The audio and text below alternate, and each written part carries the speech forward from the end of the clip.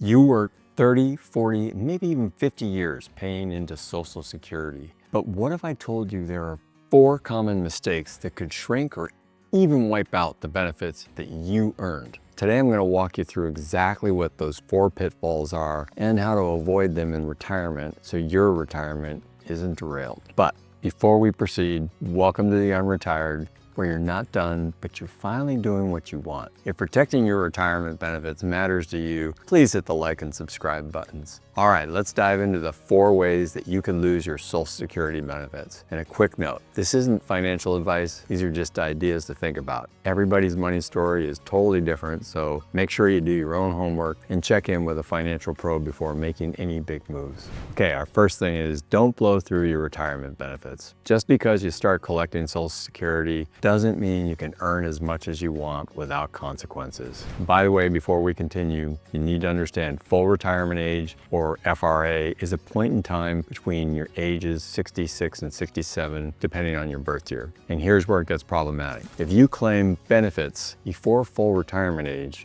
FRA, and you keep working, the government sets an annual limit on how much you're allowed to earn from wages or self-employment. If you go over that limit, they'll temporarily withhold your Social Security check. In 2025, the limit is $23,400 a year. If you cross that number, for every $2 you earn above the limit, Social Security actually takes back $1 from your benefits. That said, if you're in the year you actually reach full retirement age, the limit is higher. It's $62,160, and the penalty is lighter. It's $1 withheld for every $3 you earn above it. So that's the bad news, but here's the good news. And that's once you finally reach full retirement age, the limit disappears completely. So from that point forward, you can earn as much as you want and your Social Security checks won't be reduced. Let's try and understand this more clearly with an example. Let's say Sarah is 64 and still working while collecting Social Security. Let's say she earns $32,320 this year. As we said, the limit for 2025 is $23,400, which means that Sarah's over by $8,900. So for every $2 above the limit, Social Security is going to take $1 back. In Sarah's case, that's $4,460 withheld from her benefits. Look, she expected her full check, but instead she gets a reduced amount, all because she earned more than the limit. Look, Sarah's story is not unusual at all. Many retirees, they run into the same issue and they do it usually without realizing it. But even if you avoid the earnings test, another big decision can shrink your benefits, and that's the age you choose to claim them. One of the most important decisions you're ever going to make about Social Security is when to claim it. And this is where many people lose money without even realizing it by simply claiming it too early. The system works this way. If you start claiming at age 62, which is the earliest age possible, you lock yourself into receiving about 70% of your full benefit. The reduction is permanent. For example, if your full benefit at age 67 would have been $2,000 a month, claiming at 62 drops it to about $1,400. That's a $600 cut every month for the rest of your life. Now, if you waited until full retirement age, that's usually 66 or 67, depending on the year you were born, and you'll get your full benefit, 100%,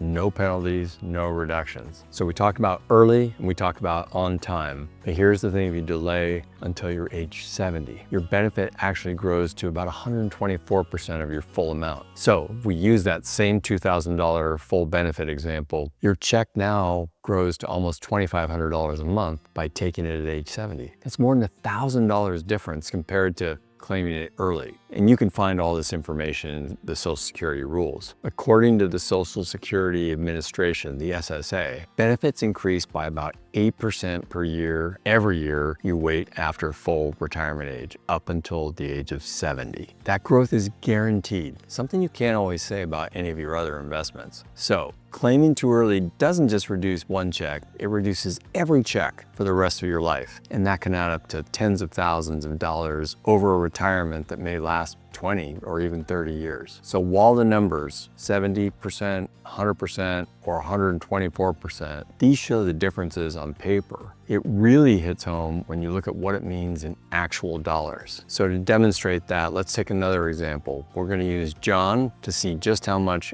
claiming age can change your monthly check. His full retirement age is 67, and at that point, his Social Security benefit would be, let's call it $2,000 a month. That's his baseline. Now, if John claims early at 62, Social Security reduces his check by about 30%. So instead of $2,000, he's gonna get about $1,400 a month. That's a $600 cut every month, and it's not temporary, it's permanent. From that point on, every single check he receives will be smaller. And over 10 years of retirement, that could be $70,000 lost. Now let's go to the other end of the spectrum, and let's say that John decides to wait until he's 70 to claim his Social Security. Now they reward him for delaying. Thanks to what's called delayed retirement credits, his benefit grows by about 8% for each year he waits after 67. So by the time he turns 70, his check will have grown to $2,480 a month, which is more than the $1,000 extra compared to the number he would have got by claiming at age 62, and even $480 more than he would have gotten by claiming at age 67. So John faces a trade-off, a big trade-off. You claim early and you get smaller checks,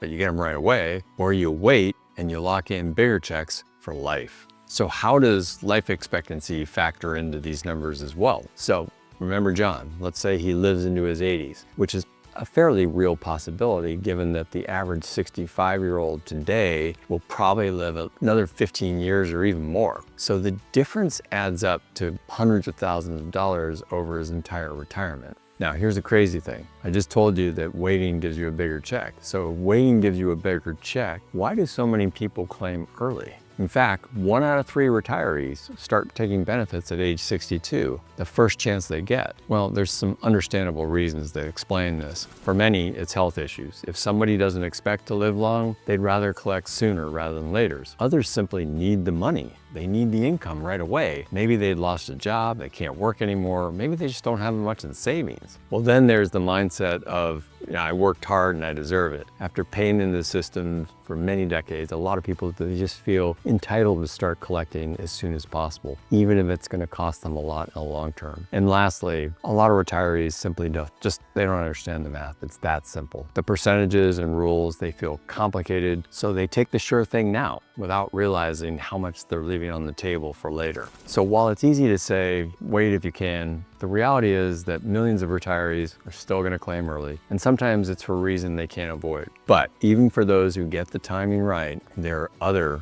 surprises waiting, because once you start collecting, your Social Security check isn't always fully yours. Certain debts and legal obligations can take a big chunk. Let's look at how that works. But before we move into that, I'd love to hear from you. If you had to choose, would you rather claim Social Security early and get smaller checks, or would you like to wait and get the bigger checks later? Drop your answers in the comments, because your story could help someone else who's trying to wrestling with the same decision, help them figure it out. Now, even if you got your timing totally right with Social Security, certain obligations can still chip away at your check. And what I mean is legal offsets, like debts, garnishments. By federal law, most debts, like credit cards, auto loans, or medical bills, they can't touch your Social Security benefits. They're protected. But some debts are legally able to reach into your Social Security benefits. Okay, the first obligation that can impact your payments are IRS back taxes. The federal payment levy program allows the IRS to garnish up to 15% of your monthly benefit without a court order. There are other debts too, so defaulted federal student loans or other agency debts like an SBA loan. Through the Treasury offset program,